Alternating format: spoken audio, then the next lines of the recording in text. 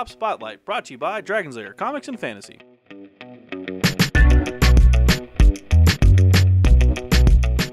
Hey everyone, I'm AdamHarry from Bowls Tabletop News with Evan from Dragon's Lair Comics and Fantasy. We're back with another Tabletop Spotlight. Evan. Yes. Soul. The Last Days of a Dying Star. Or Last Days of a Star. Soul is a game where each character or each player plays a different planet surrounding a star that is dying. So their mission, they have a fleet vessel that they want to send out to save themselves. So their mission is to harness as much energy from the star to get the momentum to get out of the solar system. Oh, wow, okay. Yeah. So this is like planets are going boom. Yeah. The sun's dying. It's a depressing concept, but it's a fun game. So, okay. Yeah. Alright, this sounds pretty interesting. Let's take a look inside Soul. We have Soul, Last Days of a Star. I like that design they have for it. Really cool. Yeah. You can tell it's like a sun, but it's like behind something. Yeah. Speaking of which, I mean, this is actually a really good timing for this game, because on August 21st, we're going to have a solar eclipse in the United States. Hey! Perfect timing. Very cool. So, yeah, and then this is the back of the box setup. There's a giant sun in the middle. That's the game board. You have also this counter that we're going to go over. That's kind of the turn limit. But yeah, it's what's in the box. What's the story? Let's open it up. All right. Now, as far as I can remember, Elephant Labs, who made this is actually their first game. Okay. So let's take a look at the first game. Well, it looks good so far. Yes. Rules of play, we'll go over that second. Mythos, I actually don't know what this is. Oh, this is the stories. So each player comes from a different planet. Okay. And this is just the story of each planet that surrounds the sun. Or a sun. A sun. This is not taking place in our solar system. Or is it? I don't know. Yeah, it could be, and we just renamed it Earth. But yeah, so this is just, this is going over the story. So that's really cool. You can find out your story beforehand. That's nice. It's also really well done. Just very, very pretty. Yeah, pretty artwork and pretty storytelling. Cool formatting. Cool points for that. These are quick reference guides for each player. It's upside down. Quick reference guides for each player. What you can do in each turn. Every player gets it. There are 5 in the box. Yeah. There are 5 players.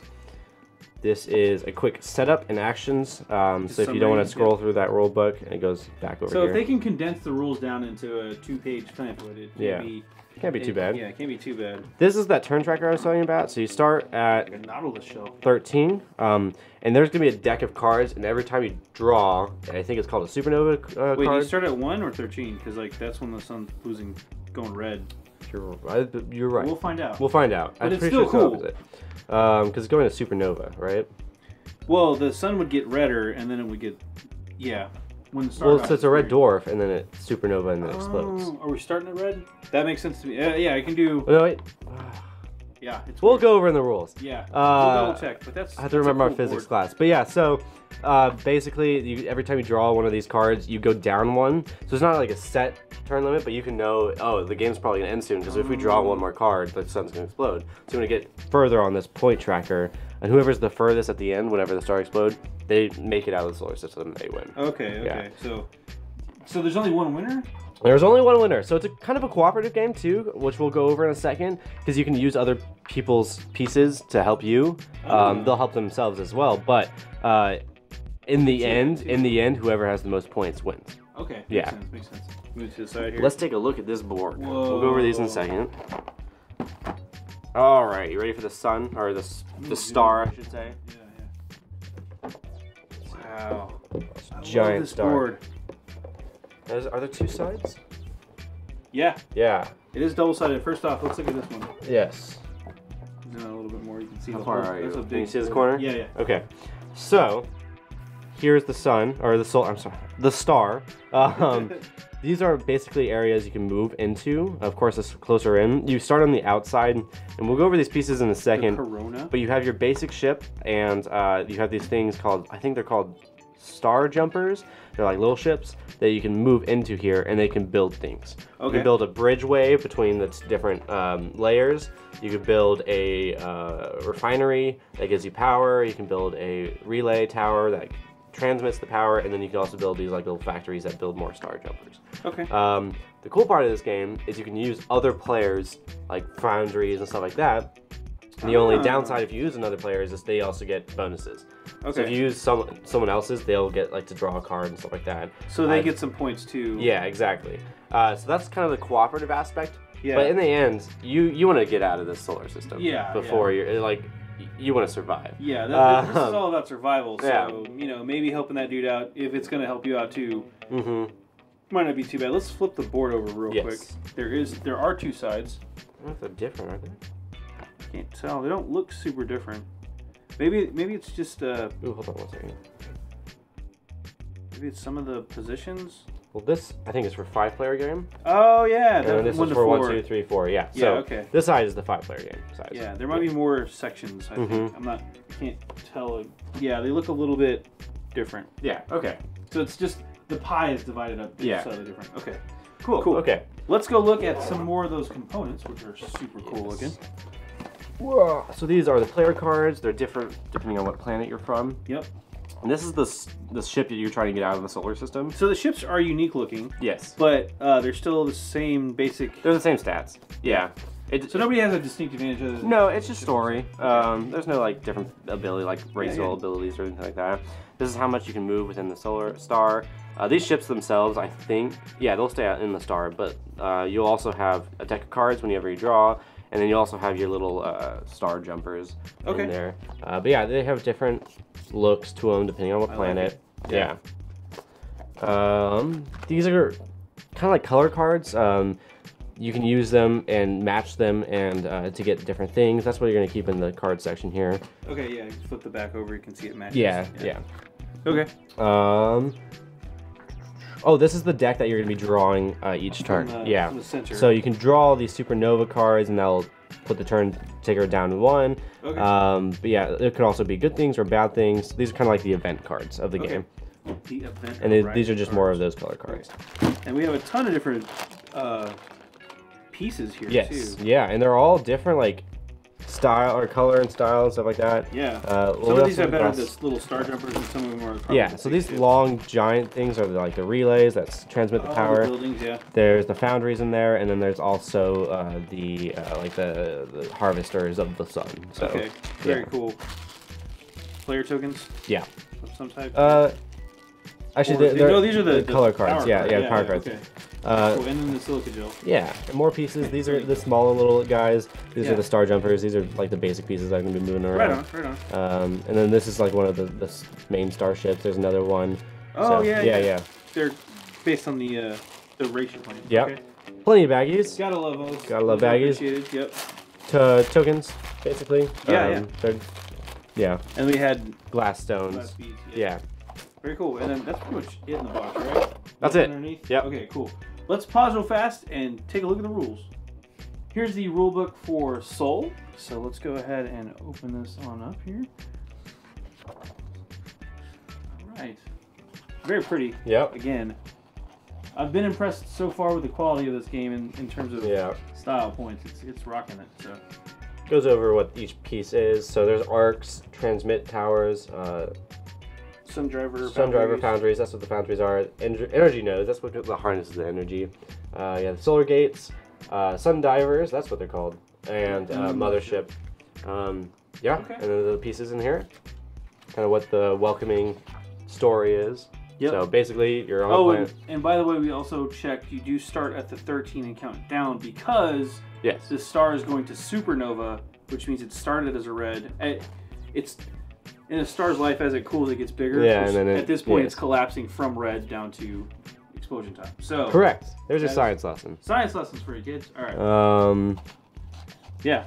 All right. So this goes over setup, and it breaks it down to just like by, I guess, points.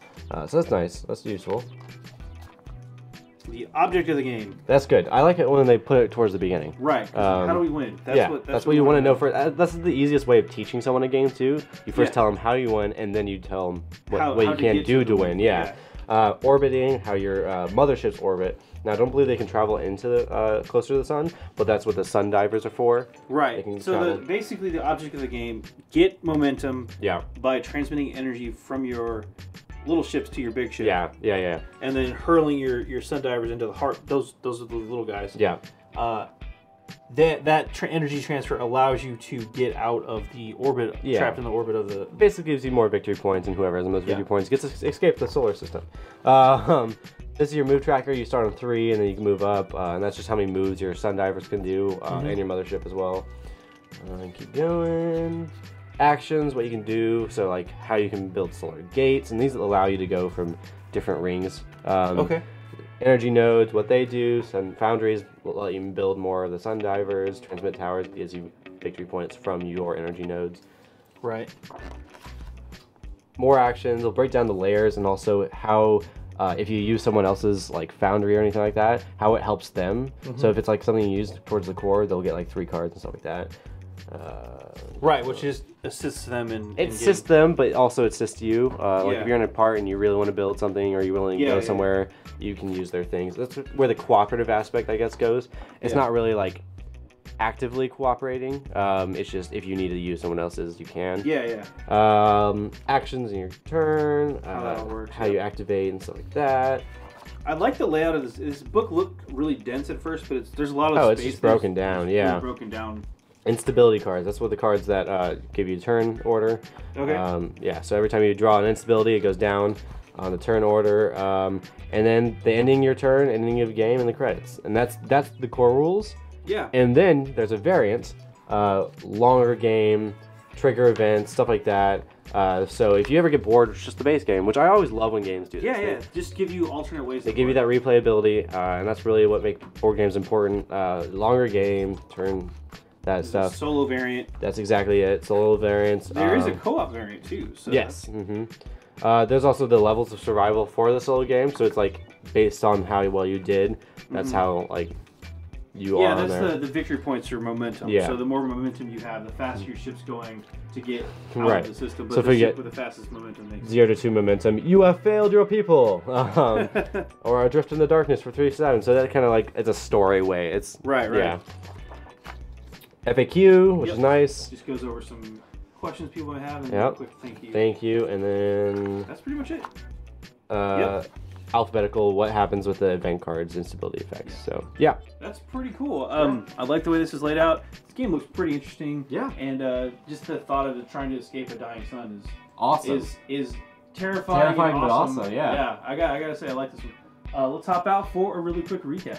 So that was Soul. Pretty cool game, I gotta say. Yeah, it's one of those really cool co-opetition stuff. Yeah, exactly. You help each other out, but in the end, only one survivor. Yeah. One person gets out of that solar system. Very Highlander. I do like the pieces too. Yeah. Like they're very simple, but they have some variety to them. Yeah, It's very nice. I also like the board. I like the sun. super bright. Yeah. Yeah. You're flying close to the sun, trying not to. Yeah. It's pretty cool. Yeah. It's cool stuff. Let's crunch the numbers on this one real quick.